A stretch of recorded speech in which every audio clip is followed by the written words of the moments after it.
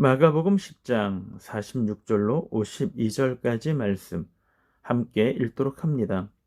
그들이 여리고에 이르렀더니 예수께서 제자들과 허다한 무리와 함께 여리고에서 나가실 때 디메오의 아들인 맹인 거지 바디메오가 길가에 앉았다가 나사렛 예수시란 말을 듣고 소리질러 이르되 다윗의 자손 예수여 나를 불쌍히 여기소서 하거늘 많은 사람이 꾸짖어 잠잠하라 하되 그가 더 크게 소리질러 이르되 다윗의 자손이여 나를 불쌍히 여기소서 하는지라. 예수께서 머물러 서서 그를 부르라 하시니 그들이 그 맹인을 부르며 이르되 안심하고 일어나라 그가 너를 부르신 다음에 맹인이 겉옷을 내버리고 뛰어 일어나 예수께 나오거늘 예수께서 말씀하여 이르시되 내게 무엇을 하여 주기를 원하느냐. 맹인이 이르되 선생님이여 보기를 원하나이다.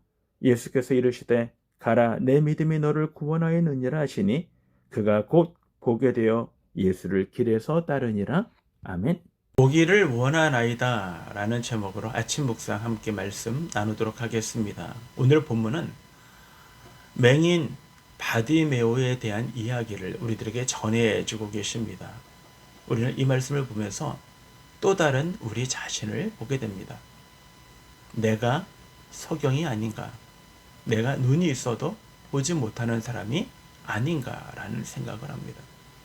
우리가 주님을 만나지 못하고 또 주님이 우리와 함께 계심을 내가 알지 못한다면 우리는 또 다른 진짜 소경일 수 있음을 우리는 그렇게 묵상하시고 또한 우리의 이 모습에서 돌이켜 하나님을 경험하시고 만나시는 복된 날 되기를 주님의 이름으로 소원합니다. 하나님은 예전에 이사야 선지자를 보내면서 이런 말을 합니다. 나는 너를 보기는 보아도 보지 못하는 자들에게 내가 너를 보낸다라는 말씀을 합니다. 이 말씀이 이사야서 6장 9절과 10절입니다. 여호와께서 라고 말씀하시고 가서 이 백성에게 이르기를 너희가 듣기는 들어도 깨닫지 못할 것이요 보기는 보아도 알지 못하리라 라는 말씀을 하고 계십니다. 꼭 우리의 교우들 가운데 미래가 보이지 않는 분이 계십니까? 희망이 보이지 않는 분이 계십니까? 우리가 예배당에 나오지만 하나님을 보지 못하고 예수님을 보지 못하는 분들이 계십니까? 간절히 원합니다. 우리의 삶 속에서 우리의 예배의 처소에서 예수님을 보시고 만나시는 영적인 눈이 열려지기를 주님의 이름으로 축원합니다. 오늘의 본문에서 이 소경 이 맹인 바디메오가 예수님을 만나자마자 그가 고백했던 말은 선생님 제가 보기를 원하나이다 라는 것입니다. 그의 간절함이 있다면 주님 제가 주님을 보기를 원합니다. 바디메오의 고백이 저와 여러분의 매일매일의 삶에 우리의 간절한 고백이 되기를 바랍니다. 그럼 우리가 주님을 만나기 위하여 소경 바디메오가 어떻게 주님을 만나게 되었습니까? 첫 번째는요. 주님을 만날 수 있는 놀라운 능력은 바로 자신의 처지를 되돌아봤을 때 다시 한번 보기 시작했을 때입니다. 오늘 주인공인 맹인 바디메오는 디메오의 아들이라고 얘기합니다. 그러니까 디메오의 아들 바디메오죠. 그런데 그는 맹인입니다. 그리고 그는 거지였다라고 얘기를 합니다. 한마디로 얘기하면 거지, 소경, 거지, 바디메오인 것이죠. 그 당시는 오늘날과 전혀 달라서요. 소경이 된다라는 것은 사람들의 배려를 경험하지 못하는 것이요. 그들의 뒤따르는 복지가 그들에게 넉넉지 못하다라는 것입니다. 한마디로 얘기하면 소경이 일할 수 있는 범위가 거의 없었다라는 것이죠. 그러니 그가 거지가 될 수밖에 없는 상황에 놓인 것입니다. 내 미래가 보이지 않는 상황이 이 소경 바디메오에게 있는 것입니다. 주님이 오신다는 이야기를 듣습니다. 48절에 보면 그는 다윗의 자손 예수여 나를 불쌍히 여기소서라고 고백하며 자신의 존재를 깨닫게 됩니다. 주님이 오심을 보고 그가 느꼈던 첫 번째는 자신이 누구인가를 깨닫게 되었다라는 것입니다. 바울도 이렇게 고백을 하죠. 오라 나는 곤고한 사람이로다 누가 나를 사망의 음침한 골짜기에서 나를 구원해내랴 라고 얘기합니다. 바울도 자신이 누구인가? 자신의 마음의 안에 어떤 마음을 품고 있는지를 주님 앞에 고백하고 있는 장면을 우리들에게 보여주고 있는 것입니다. 그렇습니다. 자신의 처지, 자신의 정체성, 자신의 상황을 정확히 인식한 사람만이 주님을 만날 수 있음을 우리들에게 이야기해주고 있는 것입니다. 그때 우리는 주님 앞에 나를 불쌍히 여기소서, 오라 나는 공고한 사람입니다 라고 고백할 수 있다는 것입니다. 두 번째, 우리가 어떻게 주님을 만날 수 있습니까? 예수님만이 나의 치유자이심을 고백할 때 주님을 만날 뿐만 아니라 우리는 치유함을 받을 수 있다라고 우리들에게 말씀해주고 있는 것입니다. 47절을 우리 다 같이 읽도록 하겠습니다. 나사렛 예수시란 말을 듣고 소리질러 이르되 다윗의 자손 예수여 나를 불쌍히 여기소서 하거늘 이라고 얘기합니다. 여기서 나사렛 예수, 사람들은 전부 예수님을 무엇으로 불렀냐면 나사렛 예수라고 불러요. 나사렛 예수시다 라고 얘기했습니다. 나사렛이라는 말은요, 한마디로 얘기하면 좋은 의미가 아닙니다. 과거를 묻지 않는 도시예요. 그러니 과거에 어떤 삶을 살든 전혀 그걸 개의치 않냐는 그런 어려운 사람들이 살고 과거가 많은 사연을 갖고 있는 사람들이 사는 동시가 바로 나사렛입니다.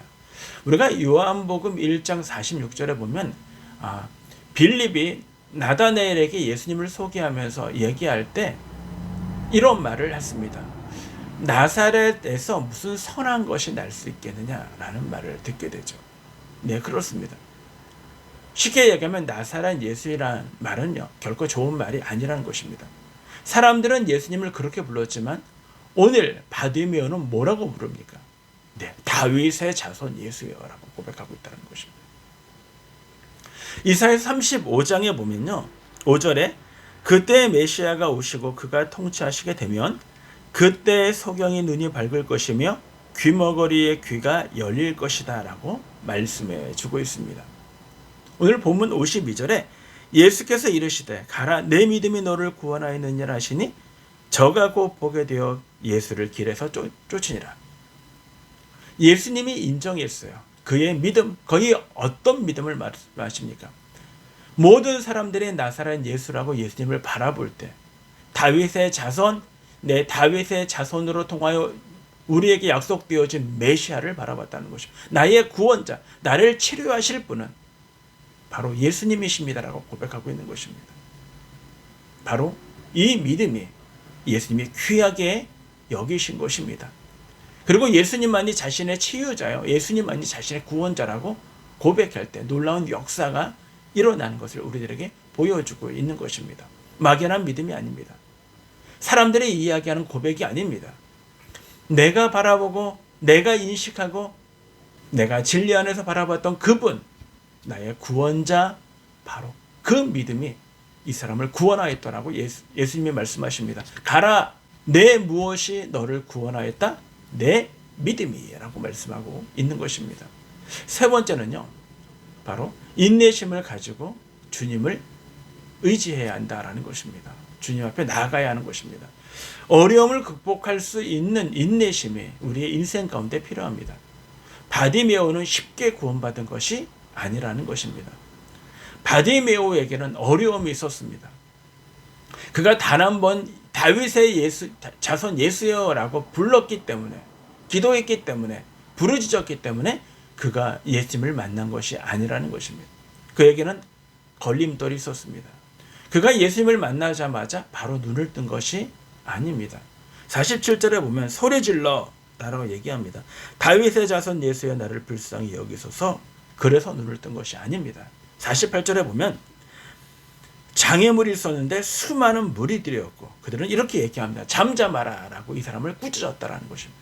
다수의 많은 사람들이 잠잠해, 조용히 해 라고 얘기하고 있다라는 것입니다. 그런데도 48절에 더욱 심히, 오히려 더욱 심히 다윗의 자손 예수여 나를 불쌍히 여기소서 라고 고백하는 것입니다. 오늘 우리는 무엇을 구하시겠습니까?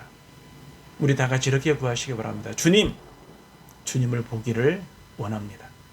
주님을 만나기를 원합니다. 주님을 경험하기를 원합니다. 주의 음성 듣기를 원합니다. 또한 주님이 나와 함께 계심으로 인하여 주님을 찬양하고 감사하기를 원합니다. 이렇게 우리의 마음으로부터 중심으로부터 주님을 만나기를 간절히 소원하시는, 그래서 주님을 만나시는, 경험하시는 복된 날 되기를 주님의 이름으로 축원합니다.